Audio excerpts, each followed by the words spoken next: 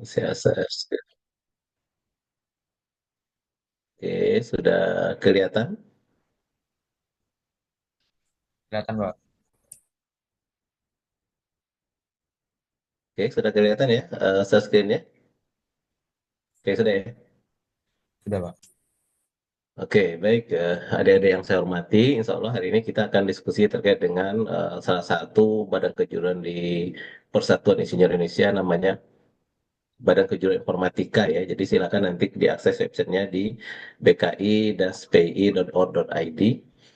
Nah, hari ini kita akan diskusi tentang etika profesi, namun nanti akan saya awali dulu sedikit tentang apa namanya, bagaimana PII itu dan bagaimana BK Informatika dan bagaimana prosedur yang berlaku di Persatuan Isi Indonesia.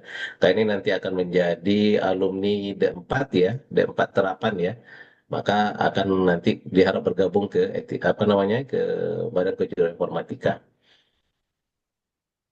Oke, jadi salam perkenalan sedikit. Tadi saya udah sampai udah profesor ya, insya Allah amin gitu ya perjuangan ya. Jadi masih dalam proses lah ya menuju profesor, jadi masih doktor. Jadi saat ini saya adalah di Politeknik Negeri Padang, sama dengan Polinela ya, saya di Padangnya jadi kepala P3M, lalu di Sinta dan sebagainya. Mungkin yang penting adalah terkait dengan apa namanya, Ketua BK Informatika tahun 2023 dan 2027 di PI ya. Jadi ini nanti saya kirim aja bahannya ini. Lalu di atas ada kontak saya, email dan website pribadi. Di awal-awal selalu saya menyampaikan bahwa saya selalu mengambil kutipan ini ya. Ini untuk kita bersama, apapun nanti profesi kita, kita selalu memikirkan bagaimana kita menjadi orang yang bermanfaat bagi diri sendiri, bagi bangsa, bagi keluarga, dan masyarakat pada umumnya. Jadi dari awal itu memang berharap cita-citanya itu tidak perlu menjadi profesor, dokter, dan sebagainya, tapi bercita-citalah untuk menjadi orang yang bermanfaat untuk sesama gitu ya. Nanti gelar dan lain sebagainya itu akan mengikuti. Jadi kalau kita sudah mulai dari sekarang berpikir bagaimana kita menjadi orang bermanfaat bagi orang lain, pasti kita akan selalu meningkatkan kompetensi kita. Karena kita nggak akan bisa bermanfaat bagi orang lain kalau kompetensi kita tidak kita tingkatkan. Maka tekankanlah dari sekarang, moto kita itu untuk menjadi orang yang bermanfaat bagi orang lain. Kita mulai dari diri sendiri, dengan keluarga, dengan orang terdekat, dan seterusnya gitu. Semakin banyak kita bermanfaat bagi orang lain, maka mau tidak mau kompetensi kita pasti akan ditingkatkan. Tidak mungkin kita akan menjadi orang manfaat lebih luas bagi masyarakat luas kalau kompetensi kita tidak tidak meningkat ya. Nah, ini yang penting ya. Jadi kompetensi itu akan bisa diikuti, tapi kalau dari dalam diri kita itu dipegang erat ya, konsepnya adalah bagaimana kita menjadi orang bermanfaat bagi orang lain. Nah, ini sudah disampaikan dalam agama kita juga begitu, ini juga dari Ki Hajar Dewantara juga menyampaikan begitu. Kemudian BJPB juga mengatakan bahwa kalau negara kita ingin maju, memang SDM-nya harus diperkuat gitu. Maka SDM yang diperkuat itu adalah melalui apa nama, program-program studi profesi gitu ya. Profesi itu menandakan kemampuan kita di bidang keilmuan. Jadi bergabunglah dengan profesi-profesi yang ada di mana saja ya. Tapi hari ini kita akan bicara tentang program profesi insinyur. Nah, sekedar pengenalan profesi insinyur. Jadi, profesi insinyur itu bukanlah profesi yang dalam tanda kutip lahir begitu saja ya, tapi dia lahir melalui undang-undang. Jadi, ini adalah salah satu profesi yang lahir dan dikuatkan dengan undang-undang gitu. Jadi, bukan pekerjaan apa namanya yang biasa-biasa saja gitu. Jadi, begitu kita bergabung dengan profesi insinyur, maka kita sudah membantu dari program undang-undang. Nah, undang-undangnya adalah Undang-Undang Nomor 11 Tahun 2014, lalu kemudian diperkuat dengan PP Nomor 25 Tahun 2019, kemudian di Persatuan Insinyur Indonesia itu juga ada ADART yang memperkuat ya, lalu ada peraturan organisasi. Jadi sebuah program profesi itu pasti punya landasan yang kuat. Nah, program profesi insinyur landasannya sangat kuat. Undang-undang, ada PP, dan ada ADRT serta peraturan organisasi. Jadi bergabung dengan profesi insinyur itu adalah suatu hal yang sudah sewajarnya ya, karena memang ada undang-undang yang menaunginya gitu. Nah, ini contoh gambar yang apa? Saya coba pakai AI ya, gambar Tapi di kira-kira kampus seperti ya, walau ini. alam besok ambil ya. Oke, halo, ada yang masuk? Oke, seperti ini kira-kira kerjanya teman-teman yang di IT ya. Lalu sejarah PI ini kita lewati saja. Yang penting kita ingat bahwa PI itu lahir sejak tanggal 23 Mei tahun 52. Sudah sangat lama ya, sudah sangat lama. 7 tahun setelah Indonesia merdeka. Nah, kemudian apa yang disebut dengan insinyur ya? Jadi insinyur itu adalah orang yang mempunyai gelar profesi di bidang keinsinyuran. Jadi kita dikatakan insinyur kalau kita sudah mempunyai gelar profesi bidang keinsinyuran. Gelar profesi bidang keinsinyuran keinsinyuran itu adalah IR ya. Kayak Pak Imam gitu ya, insinyur imam gitu ya. Nah, gelar insinyur itu menandakan dia adalah orang yang telah lulus di dalam program profesi insinyur.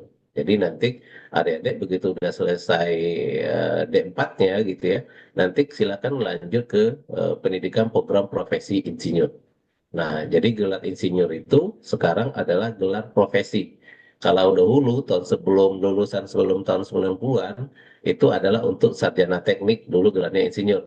Tapi setelah 90-an ke atas sarjana teknik itu gelarnya ST gitu ya. Tapi kita bisa mendapatkan gelar insinyur kalau kita mengikuti program profesi insinyur. Syarat utama untuk bisa ikut program profesi insinyur adalah kita lulus S1 bidang teknik. Nah, adik-adik yang di bidang informatika, yang sarjana Eskom terapan nanti itu berhak untuk mengikuti program profesi insinyur. Nah, seperti Pak Imam, seperti saya gitu ya. Jadi kita kuliah 2 semester untuk mendapatkan gelar profesi insinyur. Syaratnya harus selesaikan dulu D4 terapannya gitu ya. Jadi untuk mendapatkan gelar profesi insinyur sekali lagi kita harus mengikuti program profesi insinyur. Di Indonesia itu saat ini sudah ada 47 perguruan tinggi yang menyelenggarakan program profesi insinyur. Jadi silakan nanti diikuti ya. Nah, lalu apa keinsinyuran itu ya? Keinsinyuran itu ada semua yang kita lakukan saat ini sebenarnya gitu ya.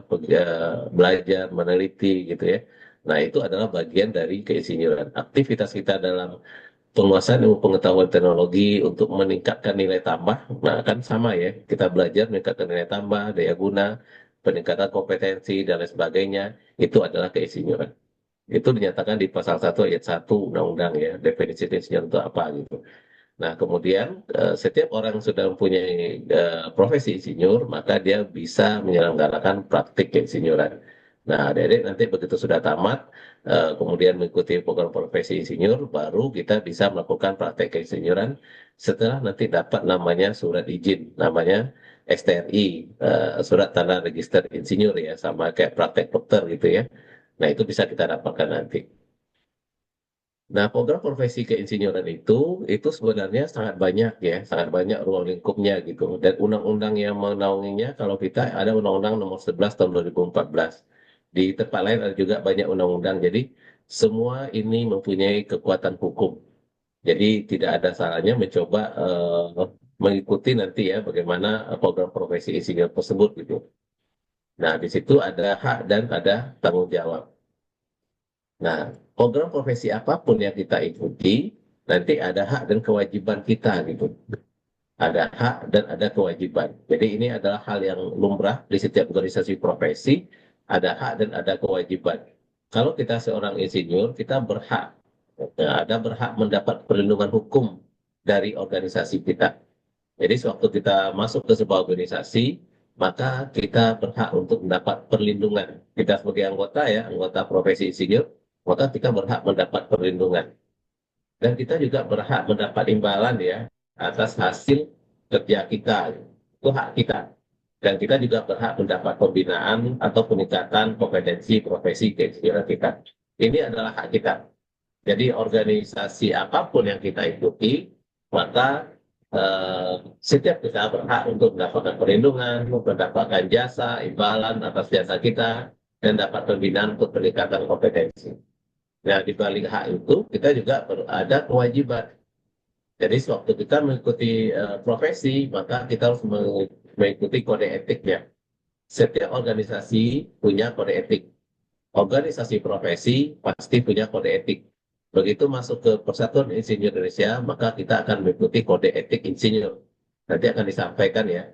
Lalu kita juga akan mengupayakan inovasi, melaksanakan standar keinsinyuran, menerapkan keberpihakan, pemutahiran, dan seterusnya. Jadi ada hak dan ada kewajiban. Nah, sewaktu kita mengikuti sebuah organisasi profesi, lihatlah apa hak dan apa kewajiban kita.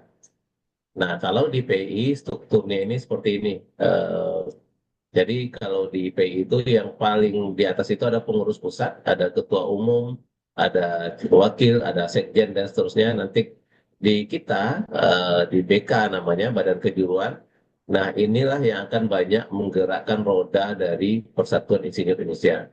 Karena semua bidang itu mempunyai badan kejuruan. Saat ini ada 27 badan kejuruan. Kalau kita lulus elektro, masuk ke badan kejuruan elektro. Kalau sipil, masuk ke sipil. Kalau kita bidang informatika, nanti masuk ke badan kejuruan informatika. Nah, di badan kejuruan informatika inilah kita nanti akan banyak mengajak menjadi anggota, meningkatkan menjadi senior profesional, dan seterusnya gitu. Nah, di badan kejuruan ini mempunyai namanya majelis penilai. Kalau sekarang namanya majelis uji kompetensi.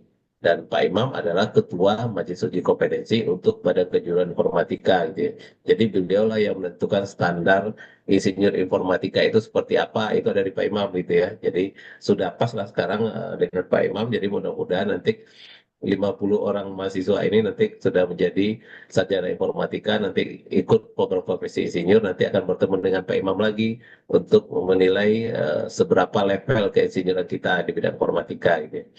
Jadi pahami juga struktur seperti ini ya. Intinya di organisasi Persatuan Insinyur Indonesia ini yang paling banyak berperan nanti menambah anggota, memperjuangkan kompetensi anggota itu adalah di badan kejuruan.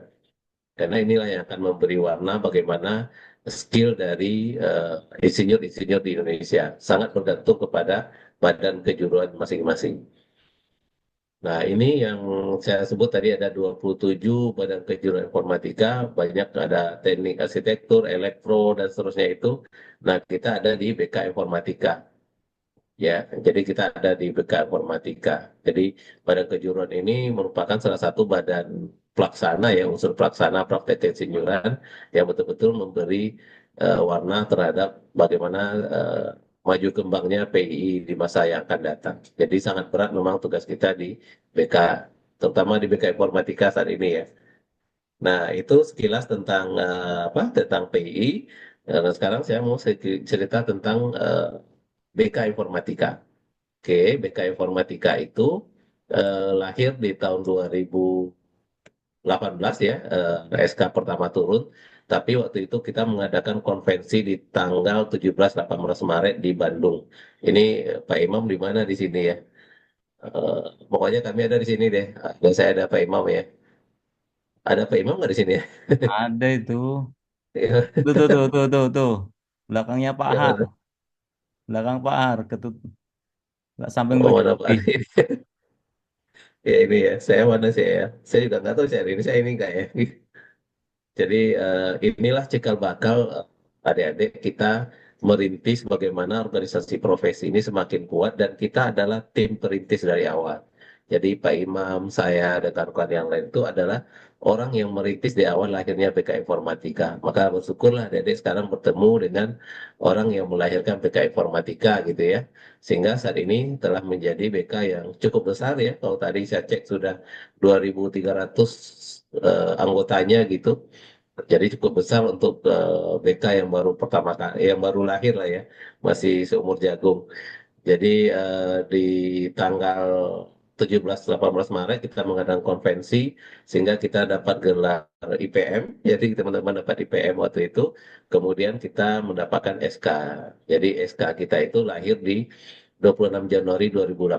Jadi BK Informatika itu hari lahirnya itu 26 Januari 2018. Itu adalah pertama kali BK dibentuk. Waktu itu juga Pak Imam tetap menjadi apa majelis uji kompetensi gitu ya dari awal gitu. Nah kemudian yang periode yang sekarang 2000 ini periode 2021-2024 kita periodenya 3 tahun ya. Jadi ini masih Pak Imam nih ketuanya gitu ya, ketua di bagian apa namanya badan apa majelis uji kompetensi ya. Kalau dulu nyebutnya majelis penilai. Gitu.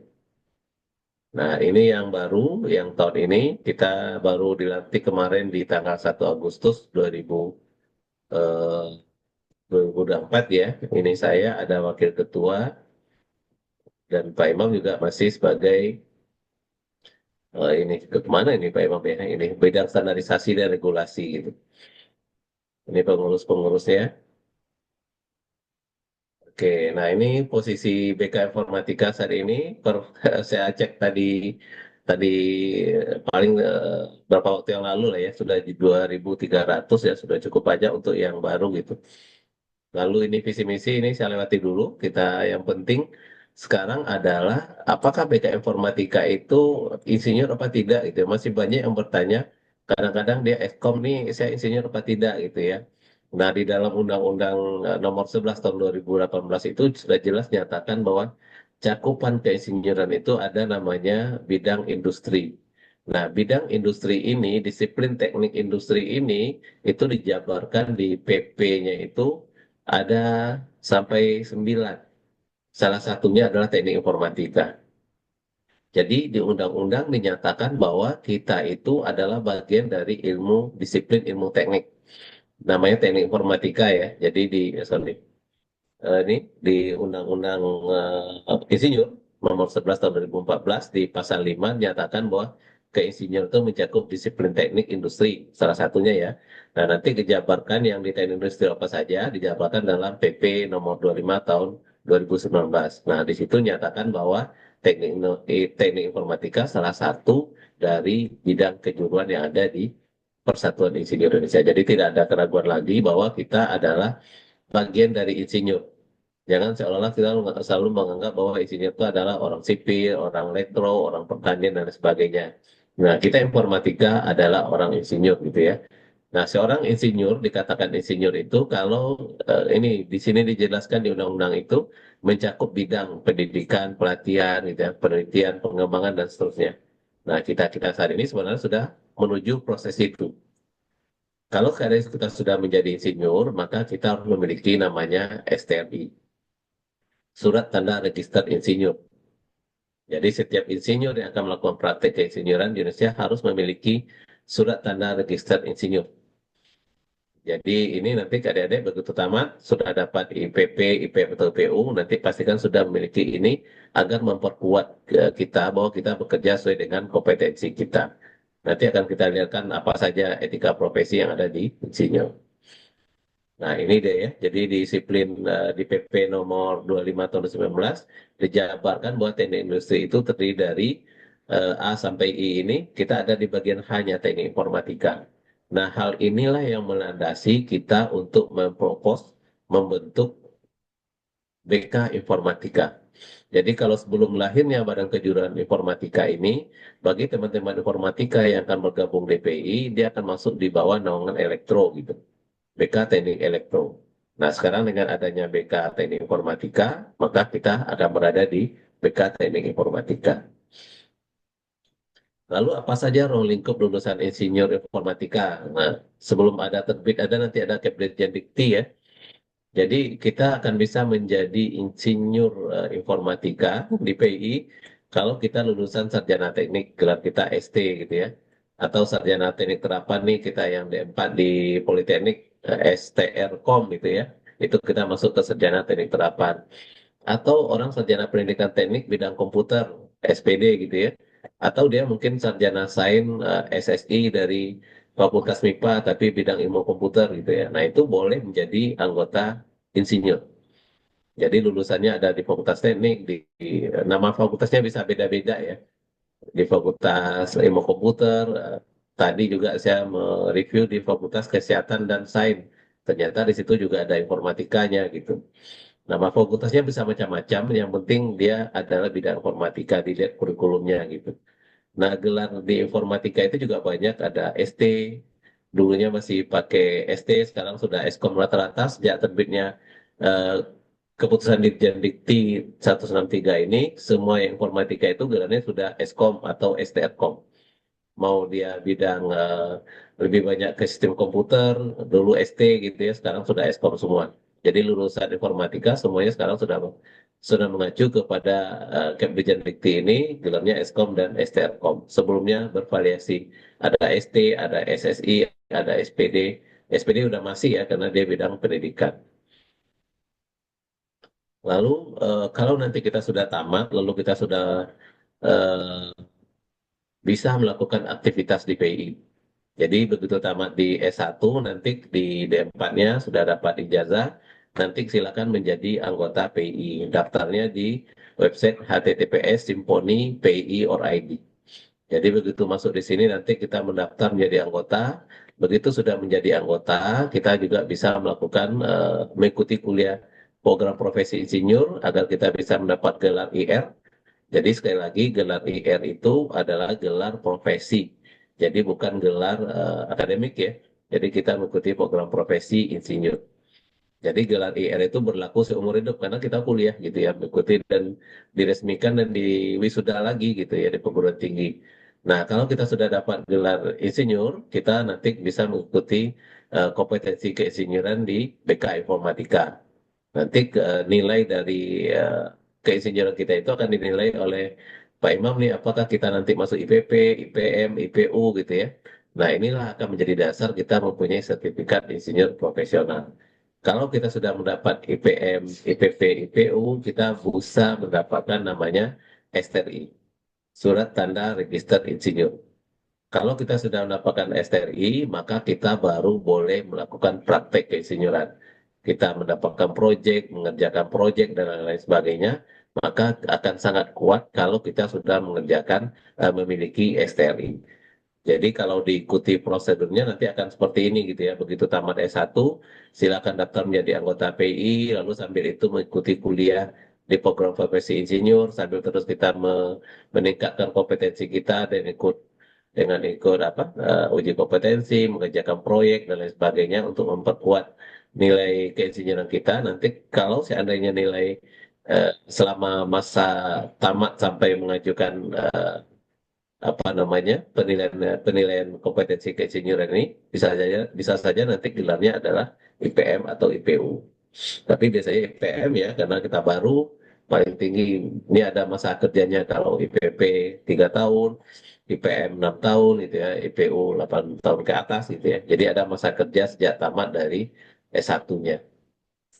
Nah, setelah dapat STRI, nanti kalau minimal kita dapat IPM atau IPU, kita berhak untuk gelar ASEAN Eng, seperti Pak Imam gitu ya, ASEAN Eng, nanti ada ASEAN Charter dan lain sebagainya. Ini semua menyatakan bahwa gelar insinyur kita itu diakui di level ASEAN. Jadi kalau nanti ada rencana target kerja di luar negeri di tingkat ASEAN, maka kejarlah ini gelar-gelar ini, syaratnya minimal gelarnya IPM. Itu bisa gitu ya. Nah, ini perjalanan adik-adik nanti kalau seandainya mengikuti program profesi keinsinyuran, jadi begitu setelah tadi sama di penjelasan saya tadi sebenarnya, setelah dulu masih ST ya, sekarang sudah STRKOM masuk ya.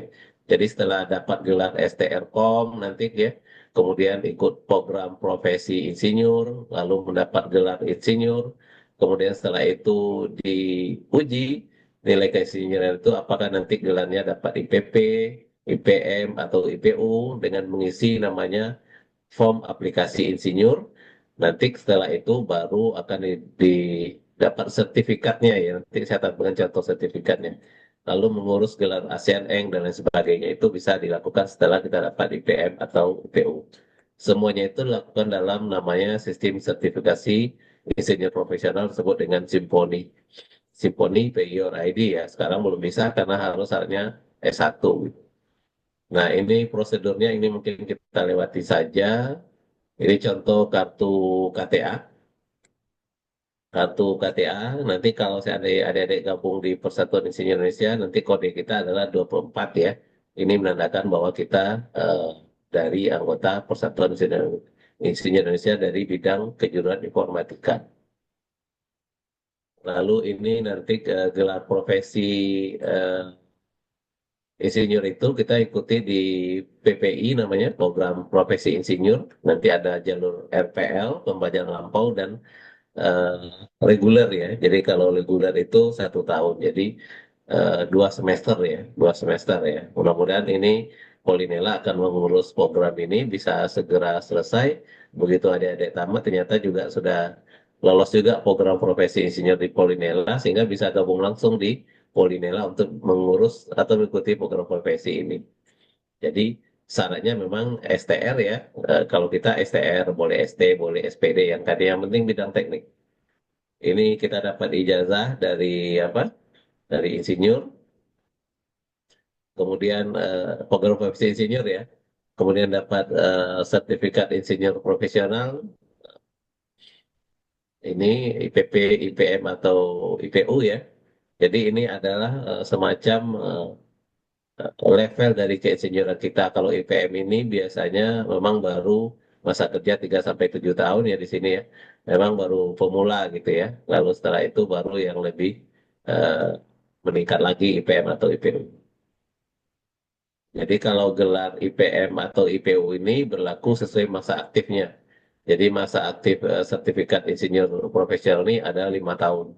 Jadi kalau kita dapat 5 tahun, dapat IPM, maka selama itu kita boleh menggunakan IPM-nya. Begitu juga nanti kalau kita mengurus ASEAN Air dan sebagainya itu juga berlaku selama IPM kita atau IPO kita masih aktif. Kalau IPM kita nggak aktif, maka nggak berlaku lagi, walaupun itu berlaku seumur hidup ya. Jadi masa berlaku sangat tergantung kepada sertifikat insinyur profesional. Lalu persyaratannya apa saja? Jadi sewaktu kita mengikuti program profesi insinyur itu sebenarnya yang pertama punya dasar pengetahuan. Jadi begitu kita tamat sarjana teknik itu sebenarnya atau sarjana terapan bidang teknik itu sebenarnya kita sudah mempunyai dasar pengetahuan. Kemudian kita butuh pengalaman kerja. Jadi memang di insinyur itu dilihat adalah pengalaman kerja kita. Jadi setelah tamat adik-adik jangan nganggur, cari pekerjaan apa yang bisa dilakukan sambil kuliah PSPPI misalnya ya sambil mengerjakan. Begitu juga selama kita kuliah ini juga bisa diakui separuhnya gitu ya, separuhnya kalau kita mengejar proyek. Kemudian kompetensi, jadi sambil kerja jangan lupa tingkatkan kompetensinya, ikut sertifikasi ini, sertifikasi yang ada BNSP, CCNA dan lain sebagainya itu diikuti. Itu adalah bagian dari kompetensi. Jadi di Persatuan Insinyur Indonesia itu menilai kompetensi kita, juga menilai pengalaman kerja kita. Jadi ini disiapkan ya, jadi agar bisa menjadi insinyur profesional yang luar biasa di BK Informatika gitu ya. Lalu ini contoh sertifikat insinyur profesional disebutkan di situ bahwa insinyur profesional Madya gitu.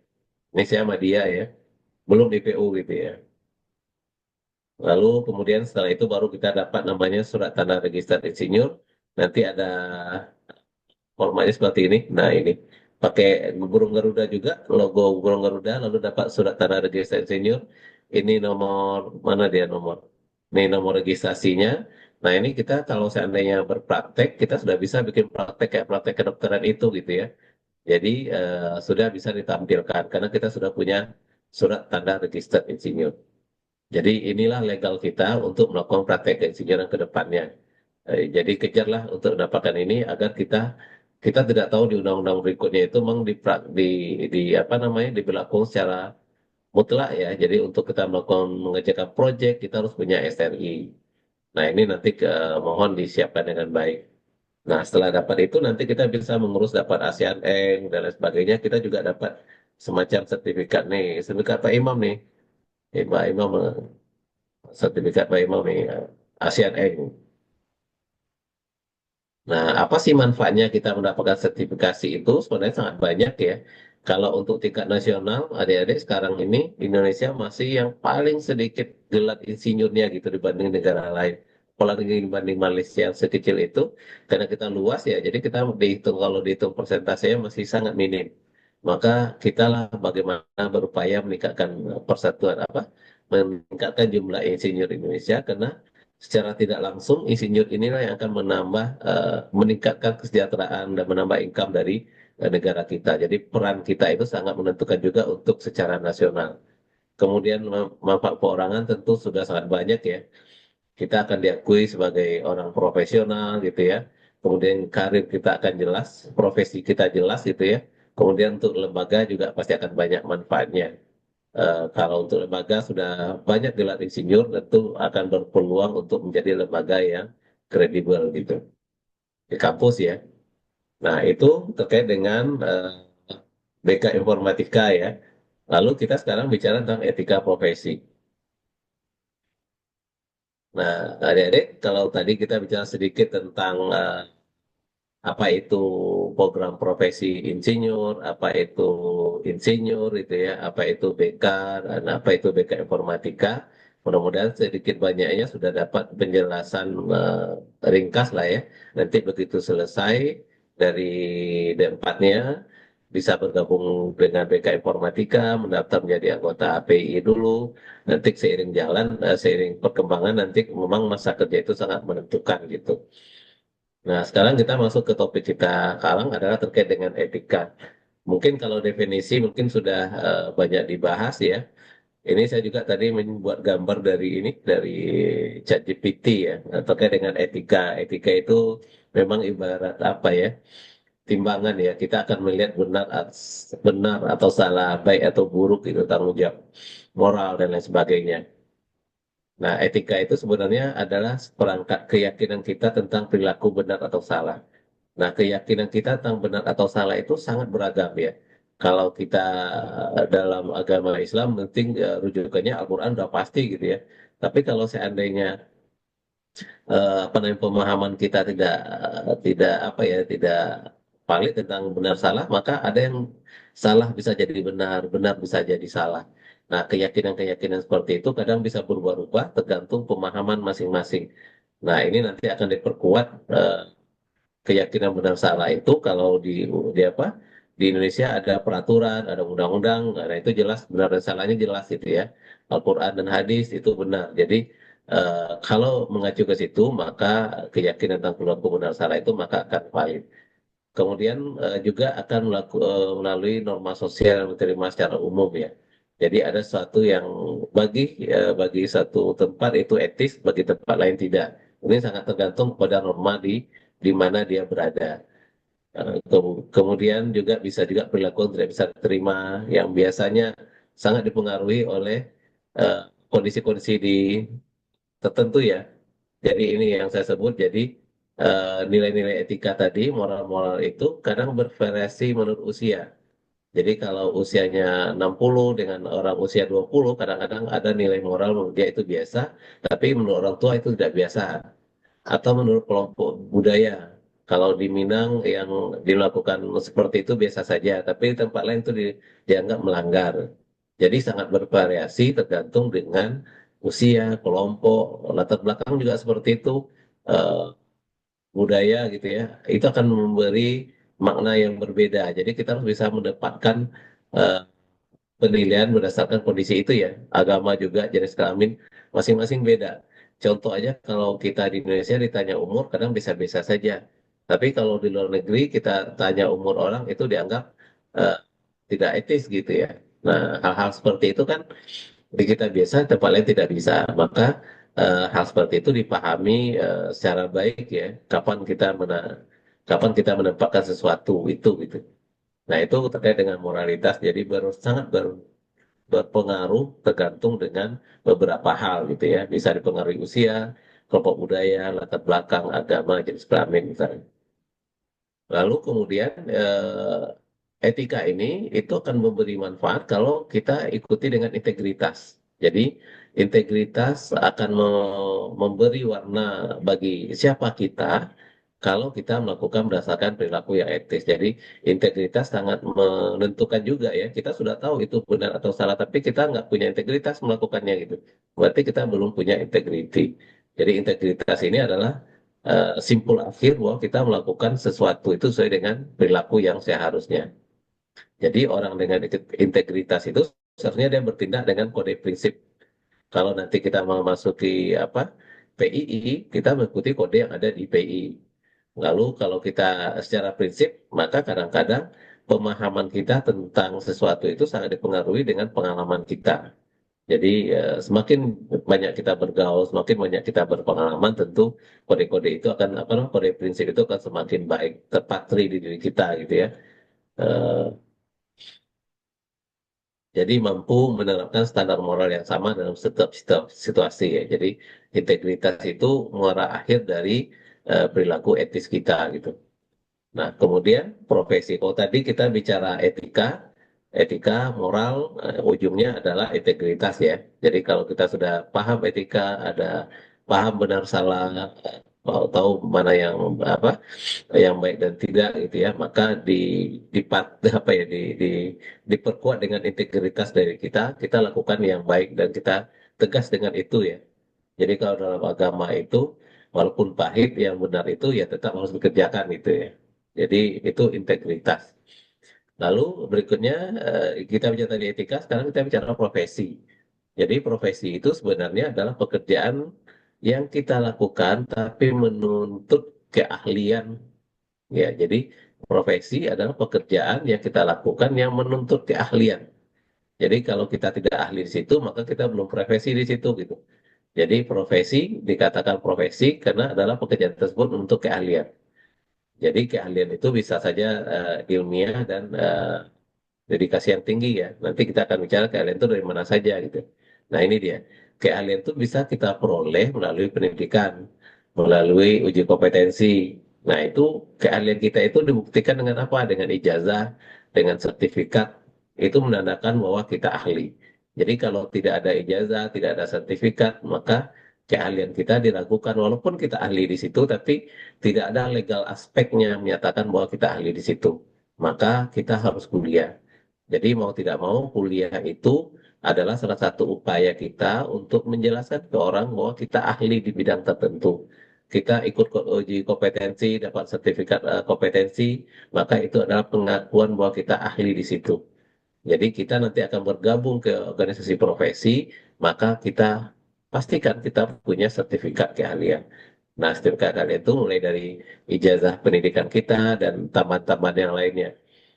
Jadi seseorang yang bekerja sesuai dengan profesinya, maka dia adalah orang profesional. Jadi kalau dia sudah profesional, maka dia adalah ini. Orang profesional adalah orang yang bekerja sesuai dengan profesinya dan dia memerlukan keahlian ya. Jadi dia memerlukan keahlian tadi. Ya, keahliannya itu bisa dapat dari kuliah, bisa dari pendidikan non akademik yang lain sebagainya. Jadi itu ya profesional, orang yang bekerja sesuai dengan keahlian, sesuai bidangnya, tapi dia dilengkapi dengan bukti. Jadi dia tidak bisa dikatakan profesional walaupun dia sesuai dengan kerjanya, tapi tidak ada buktinya. Buktinya bisa ijazah, bisa sertifikat, bisa yang lainnya. Jadi kita harus menjadi nanti IT profesional. Jadi kalau kita jadi IT profesional, maka kita harus punya sertifikat, punya ijazah. Maka kita ikut S1, lalu kita ikut S2, kita S3, lalu ikut PII gitu ya. Lalu ikut kompetensi-kompetensi yang lain itu adalah upaya kita untuk meningkatkan kompetensi kita agar kita profesional di bidang kita. Lalu selanjutnya etika profesi. Jadi kalau tadi etika muaranya adalah integritas, lalu profesi yang menentukan itu adalah sertifikat, ijazah. Nah, lalu bagaimana kita etika profesi? Jadi gabungan itu ya. Jadi kita dikatakan mempunyai etika profesi, berarti kita punya integritas di profesi kita. Jadi kalau kita sudah tahu ada yang salah di profesi kita, lalu kita laksanakan juga, maka kita tidak berintegritas. Artinya kita tidak melaksanakan etika yang baik. Atau kita sudah beretika, tapi kita belum profesional. Kita sudah punya integritas, tapi kita tidak punya sertifikat, tidak punya ijazah, tidak punya kompetensi yang lain. Jadi nggak juga tercapai. Jadi begitu kita punya etika profesi, maka tentu kita punya integritas dan punya data dukung tadi, punya sertifikat yang memperkuat keahlian kita gitu. Jadi kalau kita sudah memiliki seperti itu, maka nanti sikap hidup kita berubah. Jadi kita sudah mulai memikirkan keadilan, memberikan pelayanan profesional terhadap masyarakat. Artinya yang tadi kita memberi manfaat untuk orang lain dengan keprofesionalis kita gitu ya. Nah, begitu kita sudah masuk ke ranah etika profesi, maka kita akan melihat ada kode etik di situ. Nah, kode etik itu nanti kita lihat di insinyur apa saja. Itu akan kita bahas ya. Nah, berikutnya adalah setelah kita mendapatkan ini ada yang masuk ya sebentar. Oh, ada ya sebentar. Biar saya yang handle aja udah nggak apa-apa. Ada ya. Nah, ada tiga fungsi dari kode etik profesi ya. Jadi kalau kita sudah masuk ke profesi, kita paling nggak ada tiga ya kode etik profesi itu yang pertama memberikan pedoman bagi setiap anggota profesi. Nanti kita lihat ya apa saja kode etik yang ada di Persatuan Insinyur Indonesia gitu ya. Jadi kode etik itu untuk memperkuat ya, memperkuat. Kita kan bicara etika profesi ya. Jadi kode etik itu untuk memperkuat integriti kita tadi. Kita punya integritas dalam mengejar sesuatu. Kita punya, begitu kita profesional, kita memang punya sertifikat untuk mengerjakan itu. Memang kita punya kompetensi gitu. Jadi salah satu hal yang sangat penting kalau kita sudah menjadi insinyur itu, jangan mengerjakan sesuatu yang bukan ahlinya kita. Jangan menerima pekerjaan yang bukan bidang kita. Kalau kita menerima pekerjaan, sesuatu pekerjaan karena duitnya banyak tapi bukan bidang kita gitu. Nah, itu kita sudah melanggar kode etik insinyur. Jadi kode etik itu harus menjadi pedoman gitu ya. Jadi pedoman bagi setiap anggota profesi tentang profesionalnya. Jadi dipahami nanti ke pedoman yang ada di Persatuan Insinyur atau apa organisasi profesi apapun yang diikuti gitu. Kemudian juga menjadi sarana kontrol sosial gitu. Jadi begitu tadi saya sampaikan kita mendapat sebuah proyek, uangnya banyak, tapi bukan bidang kita gitu. Kita sadar bahwa itu bukan bidang kita. Kita ingat etika profesi di insinyur tidak tidak melarang seperti itu. Maka kode etik itu menjadi sarana kontrol kita. Kita nggak akan berani mengerjakan itu karena memang bukan hak kita gitu. Nah, ini hati-hatinya kita. Jadi di insinyur itu betul-betul orang yang kompeten dan ya itu profesional gitu ya, bekerja sesuai dengan bidangnya gitu. Kemudian juga mencegah campur tangan pihak di luar organisasi. Jadi kalau kita sudah eh, memahami kode etik dari sebuah organisasi, kita tinggal melaksanakan itu saja. Kita ikuti pedoman yang ada di situ. Nah, kalau di insinyur itu, nah ini baru kita masuk ke insinyur ya. Jadi kode etik insinyur di Indonesia eh, ada 4 prinsip dasar, ada 7 tuntunan sikap. Jadi kode etik insinyur Indonesia itu ada namanya catur karsa, 4 prinsip dasar, dan ada namanya sabta dharma, 7 tuntutan, 7 tuntunan sikap. Apa aja? Nah ini yang pertama catur karsa. Catur karsa itu 4 prinsip dasar insinyur Indonesia. Jadi 4 prinsip dasar insinyur Indonesia. Yang pertama itu mengutamakan keluhuran budi. Artinya memang etikanya di atas segalanya. Etika adab ya, keluhuran budi gitu ya. Lalu menggunakan pengetahuan dan kemampuan untuk kepentingan kesejahteraan umat manusia. Nah, coba. Jadi begitu kita sudah menjadi insinyur, yang kita kedepankan itu adalah kemaslahatan orang banyak. Tadi di awal saya sampaikan bahwa bercita-citalah menjadi orang yang bermanfaat itu ya. Maka harapannya adalah bagaimana kita memikirkan kesejahteraan umat manusia, bukan pribadi golongan, mengutamakan ya, atau menggunakan pengetahuan kita untuk kesejahteraan, menggunakan pengetahuan dan kemampuan kita untuk kepentingan kesejahteraan umat. Jadi jangan di pengetahuan kita nanti misalnya udah lulus eh, apa namanya di di Polinela gitu ya, nanti jadi hacker gitu ya, hackernya hacker yang jahat gitu ya. Itu nantinya kita tidak menggunakan pengetahuan kita untuk kesejahteraan manusia. Jadi manfaatkanlah pengetahuan itu untuk eh, yang sebaik-baiknya ya. Kemudian bekerja sungguh-sungguh untuk kepentingan masyarakat. Nah, perhatikan lagi-lagi yang dipentingkan adalah masyarakat. Jadi kita memikirkan bagaimana dengan ilmu kita itu bisa mensejahterakan masyarakat, bekerja sungguh-sungguh untuk kepentingan masyarakat sesuai dengan tugas tanggung jawab, kemudian selalu meningkatkan kompetensi. Nah, ini jadi memang di PI itu eh, konsep pembelajaran seumur hidup itu tetap dilaksanakan itu ya. Jadi jangan pernah berpuas diri. Begitu selesai dapat STRKOM sudah merasa hebat itu yang ini salah itu ya. Tidak ada yang sempurna. Jadi harus belajar lagi, tingkat kompetensi lagi sehingga kita update dengan kemajuan teknologi itu sangat sangat penting gitu ya, meningkat kompetensi. Jadi 4 catur darsa inilah menjadi prinsip dasar gitu ya. Kita keluhuran budi, kemudian mementingkan kesejahteraan umat manusia, lalu mengedepankan kepentingan orang masyarakat secara luas ya, kemudian selalu meningkatkan kompetensi. Jadi tidak ada yang berpuas dengan kondisi saat ini, terus belajar dan belajar. Kemudian diikuti dengan Sabta Dharma. Jadi ada 4 tuntunan hidup, perubahan dasarnya, prinsip dasarnya ya, lalu ada 7 yang mesti diingat. Bagi kita nanti sudah menjadi insinyur ya, Jadi mengutamakan K3. Nah, ini kalau bekerja nanti insinyur itu harus mengutamakan K3, keselamatan, kesehatan, kesejahteraan masyarakat. Mengedepankan lagi-lagi mengedepankan masyarakat. Jadi eh, dipahami dengan baik ya. Kemudian bekerja, nah ini tadi saya sampaikan, insinyur Indonesia itu bekerja sesuai dengan kompetensinya. Jadi kalau kita mendapat proyek walaupun duitnya sekian banyak, kalau bukan kompetensi kita tolak. Jadi kita harus berani menyatakan menolak kalau itu bukan kompetensi kita. Karena banyak kalau di hadis itu eh, bisa hancur negara ini karena memang diserang ke orang yang tidak kompetennya gitu. Eh, saya lupa nih ada hadisnya nih, mungkin Pak Imam tahu ya. Jadi serahkanlah sebuah urusan itu ke ahlinya, kira-kira seperti itu gitu ya. Nah, insinyur Indonesia sebenarnya mengadopsi itu gitu. Eh, Serahkanlah sesuatu kepada ahlinya. Jadi begitu kita mendapat sebuah orderan, kalau tidak bidang kita, tolak. Nah, berani menolak itu adalah salah satu bukti kita insinyur yang telah menerapkan sabta dharma dari PI gitu ya. Kemudian setiap insinyur itu begitu dia menyatakan pendapat dapat dipertanggungjawabkan. Artinya begitu kita ada kasus misalnya saat ini beberapa tahun yang lalu ya terjadinya data kita bocor tuh di PDN gitu ya. Lalu kita memberikan pendapat. Nah, waktu kita memberikan pendapat, maka pendapat kita itu harus dapat dipertanggungjawabkan. Kalau seandainya ikut-ikut punya orang, kita hanya kopas sana sini tanpa ada pemahaman yang kuat, lalu kita memberikan pendapat, maka itu bukanlah insinyur.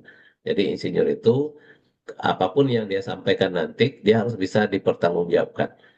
Jadi jangan ngomong sembarangan kalau kita nggak punya kompetensi di situ. Nah ini ya insinyur. Jadi sudah disiapkan sedemikian rupa gitu. Agar yang keluar dari seorang insinyur itu betul-betul pendapat yang membangun dan bisa dipertanggungjawabkan. Kemudian insinyur Indonesia juga menghindari terjadi pertentangan. Jadi menghindari konflik interest ya. Jadi dalam aktivitas-aktivitas di kegiatan keinsinyuran kita itu kita menghindari konflik interest. Misalnya dalam satu proyek kita melibatkan anggota keluarga karena teman dekat karena ini. Nah, itu kita hindari. Kita melihat orang sesuai dengan kompetensinya. Kita mengajak orang bekerja karena kompetensinya. Jadi jangan melihat dia adalah teman, dia adalah keluarga ini, keluarga itu gitu. Itu kita nggak apa namanya terjadi konflik interest. Ya, ada konflik kepentingan di situ. Nah, itu dihindari kalau di insinyur Indonesia.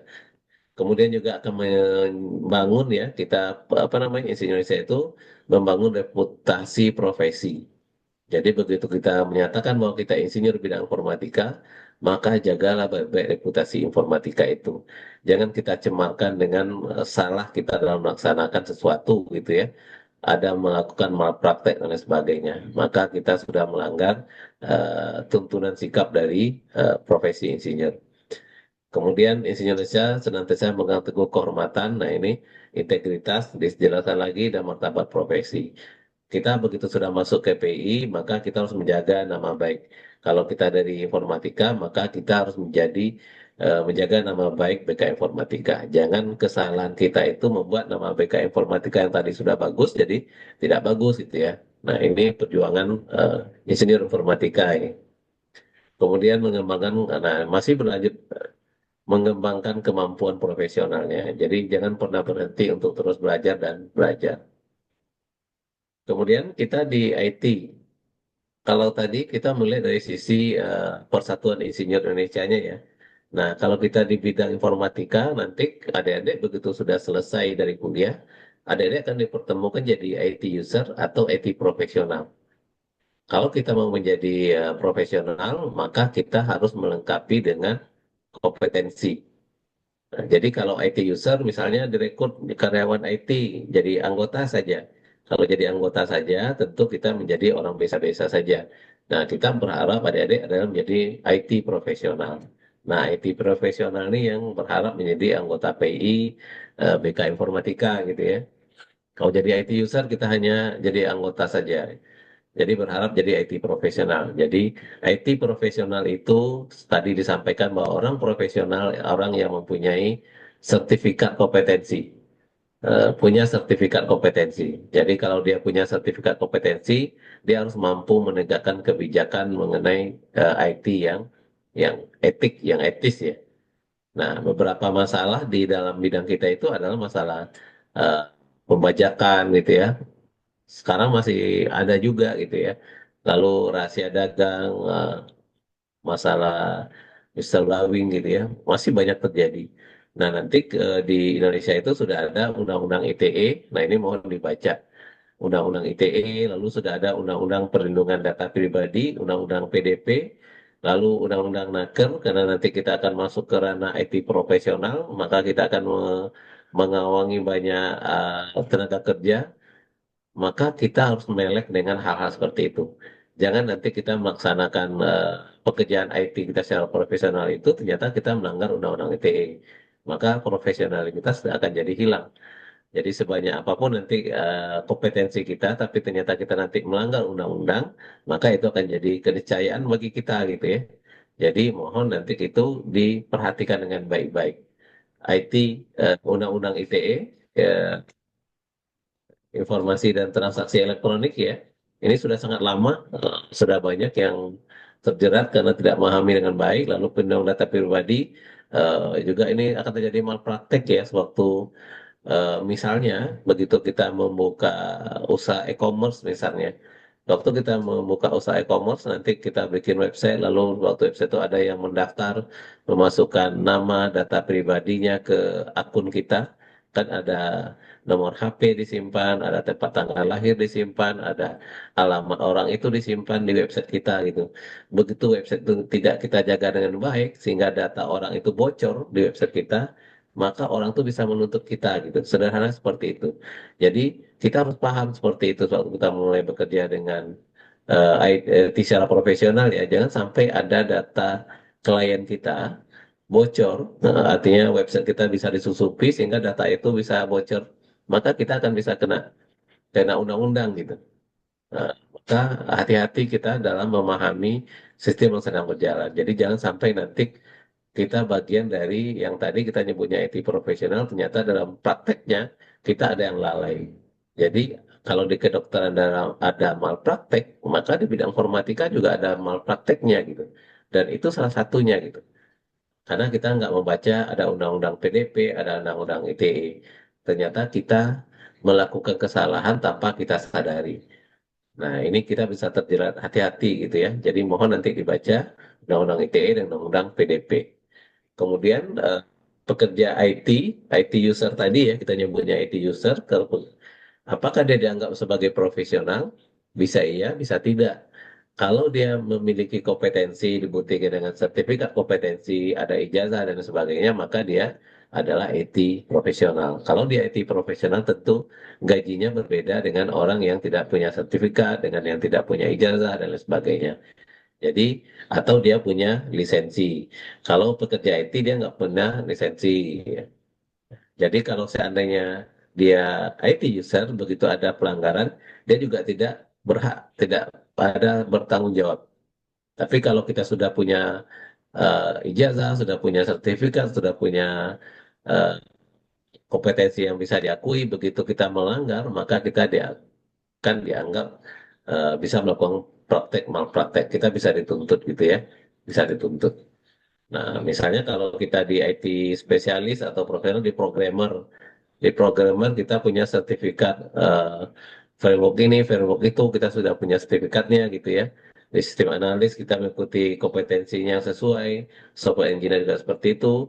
Jadi eh, bidang-bidang spesialis kita ini kita lengkapi dengan bukti kompetensinya, sertifikat kompetensinya gitu.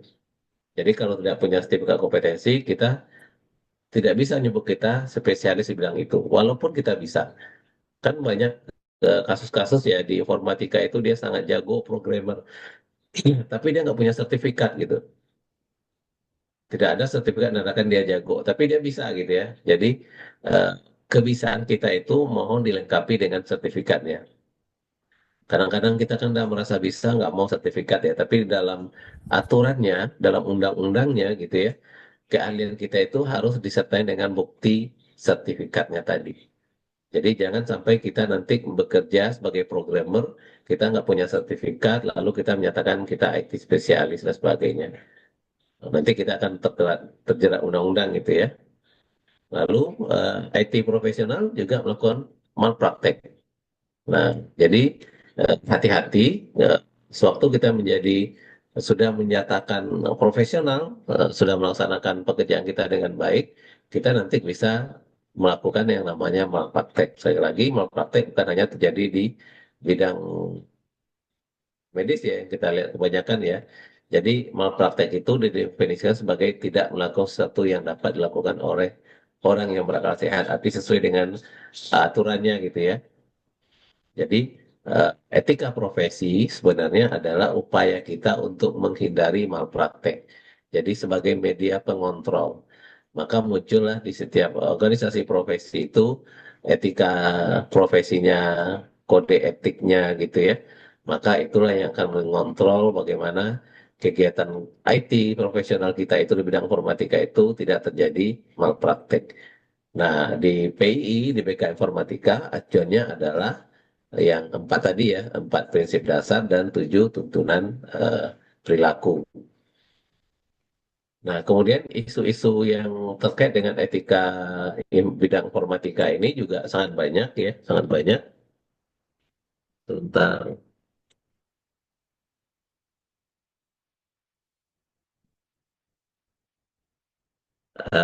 isu kejahatan komputer dan internet, cybercrime ya.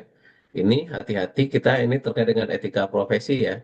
Jadi jangan kalau di kejahatan komputer kita mungkin ada hacker putih, hacker hitam, hacker abu-abu, hacker apa lah gitu ya.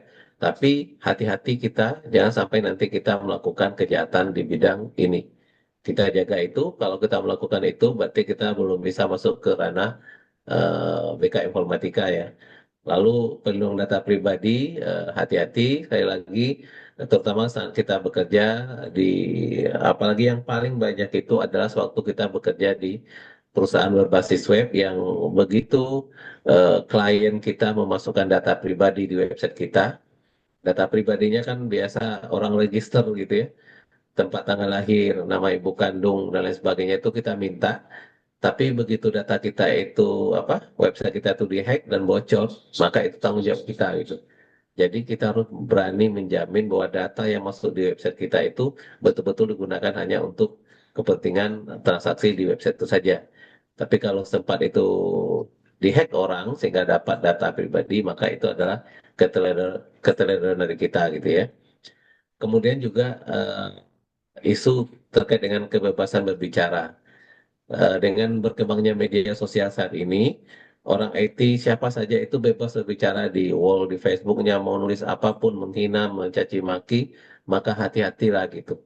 Karena undang-undang ITE itu menjerat kita gitu. Kalau kita eh, salah ngomong gitu ya, kebebasan kita berbicara betul, tapi ada batasannya.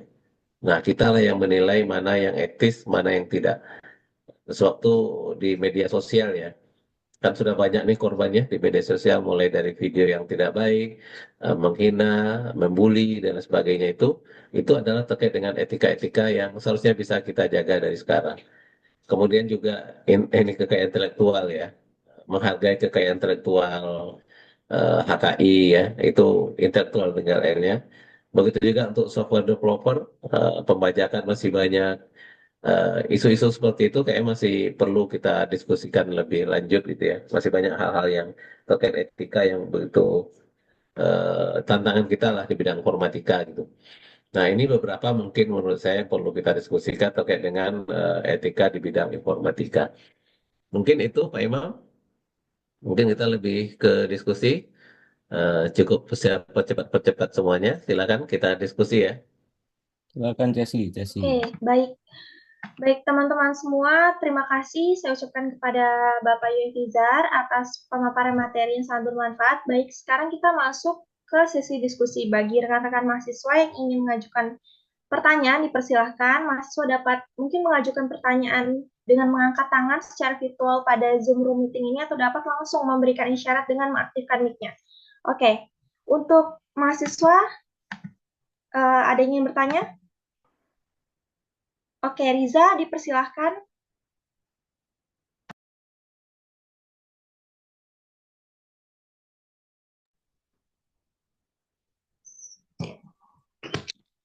Oke, terima kasih.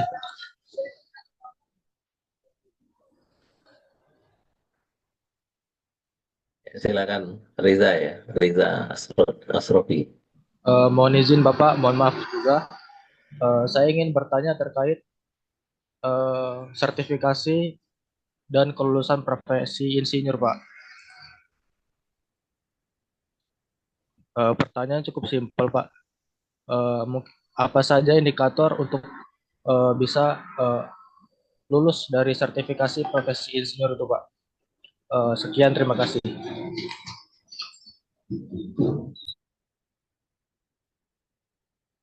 Ya mungkin dikumpulin 3 atau berapa sesi? Oke, baik. Selanjutnya, teman-teman, ada yang ingin bertanya lagi? Pertanyaan kita tampung terlebih dahulu.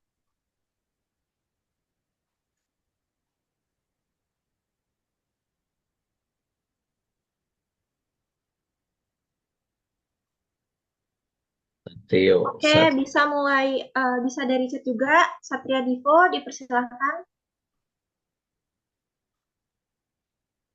Baik, Bapak.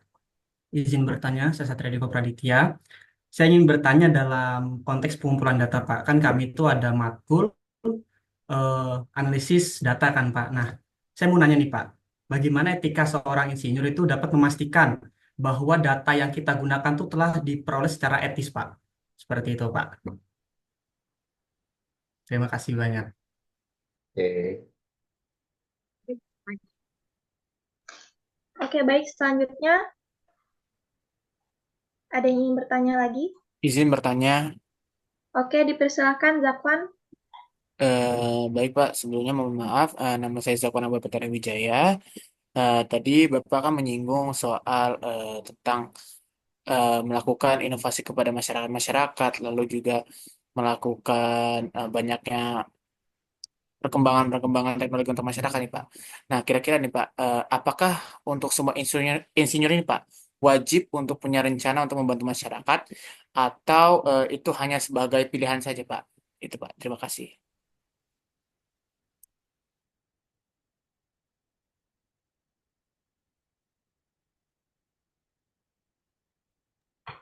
Oke, mungkin cukup kita tampung 3 atau bagaimana, Pak Yuhefiza? Boleh, nggak apa kita ajak 3 ini dulu. Oke, baik, Oke. bisa dijawab, Bapak langsung. Oke, baik. Tadi yang pertama dari Riza ya, terkait dengan indikator lulus profesi insinyur. Nah, ini yang pertama karena kita baru ya, jadi syarat untuk menjadi mahasiswa profesi insinyur adalah kita lulus S1 bidang teknik dulu. Jadi kalau kita sekarang bidang informatika, STRKOM, berarti kita adalah sarjana bidang teknik ya, sarjana terapan bidang teknik. Berarti kita lulus itu dulu, nanti kemudian baru kita mendaftar ke program profesi insinyur. Nah, di program profesi insinyur kita akan ditawarkan ada 2 semester. Ada juga program RPL. RPL itu rekognisi pembelajaran lampau, tapi itu adalah untuk yang sudah tamat S1-nya minimal 2 tahun ya. 2 tahun di bidang informatika. Jadi kalau kita tamat tahun 2024, mungkin kita bisa ikuti program RPL itu di tahun 2026 gitu ya. Sudah 2 tahun. Tapi kalau kita baru fresh graduate, waktu tamat kita langsung ikut program profesi insinyur, maka kita akan ikuti namanya program reguler. Ikutnya 2 semester. Jadi mengikuti kuliah seperti biasa. Jadi ada kuliahnya, jadi ada yang ada nilainya. Nah, kalau kita sudah lulus itu sama kayak kita kuliah saat ini gitu ya. Jadi program profesi insinyur itu sama kita ke kuliah seperti itu ada nilainya. Dan tentu kita akan lulus kalau semua nilai kita itu tidak ada yang gagal gitu. Jadi itu aturan yang biasa saja menurut saya gitu ya. Jadi ikutilah kuliah dengan baik, maka eh, kan lulus ya. Jadi indikator lulusnya tentu setiap mata kuliahnya bernilai bagus, nilai baik ya. Jadi itu tergantung dengan eh, apa peraturan akademik masing-masing ya. Tapi semua rata-rata kalau program profesi itu nilainya pasti A dan B gitu ya kalau lulus. Demikian Riza, jadi bisa diikuti setelah selesai kuliah dulu, kemudian proses seperti kuliah biasa. Namanya kuliah profesi insinyur tapi 2 semester. Kemudian Satria terkait data yang telah dipergunakan, data yang diperoleh secara etis. Nah ini kita yang menilai sendiri, kita mengambil data itu, apakah data itu sudah data yang hak kita untuk mengambil ya. Tapi kalau seandainya misalnya untuk melakukan penelitian, kita sudah melakukan prosedur apa namanya eh, metode yang ilmiah gitu ya. Jadi saya rasa tidak ada masalah. Jadi selagi data itu kita gunakan untuk hal-hal yang baik, tidak masalah. Masalahnya adalah sewaktu kita punya usaha, seperti yang saya sampaikan itu ya, kita punya usaha e-commerce, lalu di usaha e-commerce itu ada proses input data dari pelanggan dan data itu ternyata ada data pribadi dan itu bocor di website kita gitu. Nah, inilah yang harus kita jaga gitu ya. Jadi hati-hati kita dengan hal itu. Tapi kalau kita yang mengumpulkan data sesuai dengan misalnya mengumpulkan melalui Google Form atau media-media survei yang lain itu rasanya biasa tidak ada masalah gitu ya. Jadi silakan kalau kita minta data oke, tapi kalau data orang di kita ini yang kita riskan gitu ya. Ada data orang di website kita gitu ya. Nah, itu hati-hati kita. Kemudian untuk Zatwan, apakah semua insinyur wajib membantu masyarakat? Nah, ini kalau dari yang tadi 4 prinsip dasar dan 7 tuntunan itu, maka semua insinyur itu harus mementingkan masyarakat. Jadi kita ikuti pedoman itu, maka kita harus mementingkan masyarakat itu. Jadi itu bukan pilihan ya. Jadi sudah jelas dinyatakan di situ bahwa kita mementingkan K3, kesehatan, keselamatan kerja untuk masyarakat, mementingkan kesejahteraan masyarakat, itu sudah dinyatakan dengan jelas di 4 prinsip dasar dan 7 tuntunan tadi itu. Jadi memang ini juga sejalan dengan agama Islam misalnya gitu ya. Jadi bagaimana kita menjadi orang yang bermanfaat. Nah, itu juga yang di awal-awal saya sampaikan tadi, bagaimana kita menjadi orang yang bermanfaat untuk sesama. Jadi tentu intinya insinyur adalah bagian dari itu. Kita menjadi orang yang memberi bagaimana keberadaan kita di tengah-tengah masyarakat itu memberi peran positif gitu ya, memberi nilai-nilai positif. Kira-kira seperti itu. Jadi itu bukan pilihan tapi sudah tuntunan dari seorang insinyur gitu ya. Demikian, Tawan. Oke, silakan kalau masih ada lagi, Ceci. Oke, untuk mahasiswa semua, ada yang ingin bertanya kembali? Bisa kita diskusi kalau misalkan ada kendala. Oke, dari Rahmat Hadinata nih Pak, izin bertanya, untuk organisasi PII itu sendiri, apakah sudah ada standar etika yang sudah mempertimbangkan tentang global saat ini Pak, seperti kebijakan penggunaan data atau etika penggunaan AI, seperti itu? Oke, kita jalan langsung ya. Oke, baik Pak. Oke, jadi Pak Adinata, Pak Adinata nih mahasiswa ya. Rahmat ya, Rahmat. Jadi kalau di PII-nya kita yang tadi itu ada 4 prinsip dasar, ada 7 tuntunan. Nah, untuk apa namanya spesifik seperti ini, maka itu masuk ke ranah BK Informatika. Karena kalau yang 4 prinsip dasar dan 7 tuntunan tadi itu adalah global untuk seluruh eh, badan kejuruan yang ada di PI. Tapi kalau udah spesifik seperti ini masuknya ke ranah informatika gitu ya. Nah, kita di ranah informatika bisa menyiapkan ya standar-standar khusus spesifik di bidang kita. Nah, organisasi PI itu memberikan apa namanya ya wewenang ke kita gitu ya terkait dengan kondisi-kondisi yang ada saat ini, tapi tidak melanggar yang 4 prinsip tadi itu. Nah, ini kan sudah sangat spesifik ya terkait dengan standar etika eh, seperti penggunaan data atau etika penggunaan AI. Ini sudah sangat banyak ya. Beberapa kali kegiatan di kementerian juga sering disampaikan terkait dengan bagaimana penggunaan AI ini sudah berlaku global juga gitu ya. Jadi tidak ada yang spesifik dinyatakan harus seperti itu ya, tapi dijelaskan di aturan-aturan yang ada di kementerian. Di kementerian ada berapa kali ini menjelaskan tentang etika ini. Mungkin nanti Pak Imam juga bisa menjelaskan tentang ini standar etika penggunaan data atau etika penggunaan AI gitu ya. Nah itu bisa. Tapi secara umum di BK di PI itu yang 4 tadi ya, 4 prinsip dasar dan 7 tuntunan itu. Jadi semuanya pasti akan mengikuti itu ya, mengikuti kemajuan zaman itu ya. Oke, demikian Rahmat ya. Oke, terima kasih Mungkin dari teman-teman lain ada yang ingin bertanya?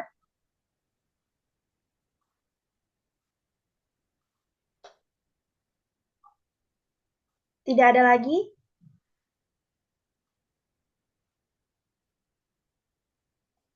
Oke, sepertinya cukup. Oke, untuk Pak Imam mungkin ada yang ingin disampaikan? Coba saya minta waktu 1 menit untuk ngisi voting full di WAG ya. Jadi setelah Oke, baik. ngikutin pendapat informasi terkait dengan profesi insinyur bidang informatika ini, siapa yang mahasiswa kira-kira berminat nih untuk melanjutkan ambil profesi insinyur setelah lulus jadi sarjana?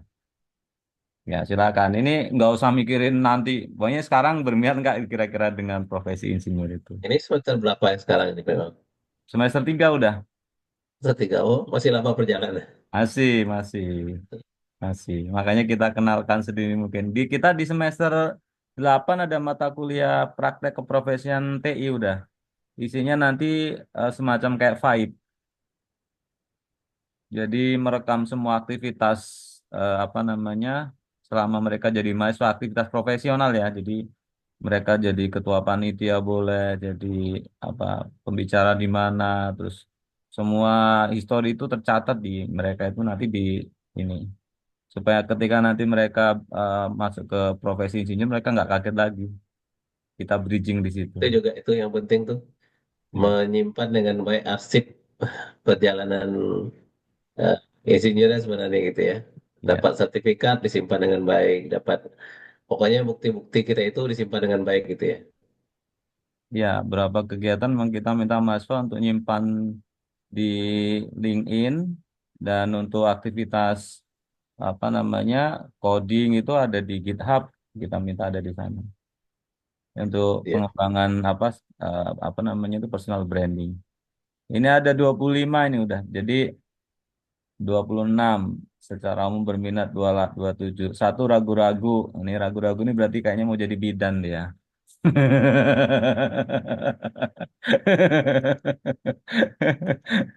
Nggak apa-apa, itu kan pilihan ya. Kuliah di engineering kan nggak mesti harus jadi insinyur kan.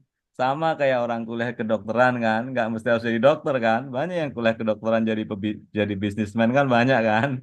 Gitu ya nggak masalah gitu. Siapa tahu dia mau jadi bidan ya, bidan komputer. 35. Wah, ini kayaknya secara umum berminat nih. Alhamdulillah ya. Nanti kita lagi punya mimpi untuk bikin program profesi insinyur di Politeknik nanti. Emang mimpi kita itu adalah mau kuliah sarjana plus jadi insinyur ke TRI Polinela aja. Nah gitu kan. Tagline-nya kayak gitu.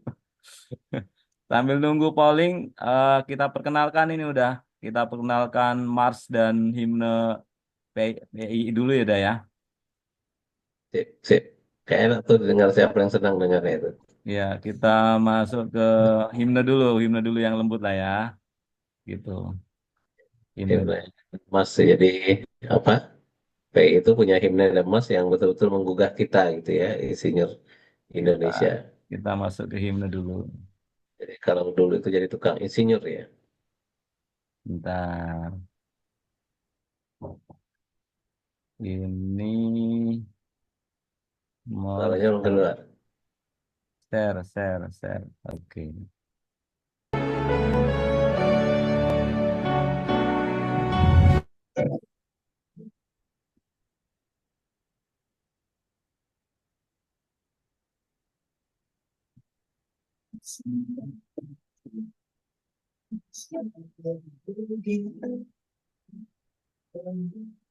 Terhenti.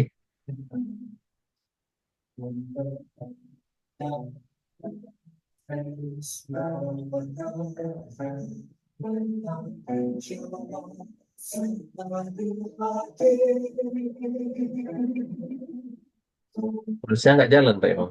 Gak jalan ya? Maaf Pak Imam, videonya nggak jalan dan suaranya putus-putus. Oh, berarti koneksi saya yang jelek. Ada yang bagus nggak coba? Udah saya share tuh di WAG coba. Siapa yang bagus? Jadi koneksi saya kayaknya bermasalah. Coba siapa yang share? Chelsea bagus nggak koneksi Chelsea? Coba dulu.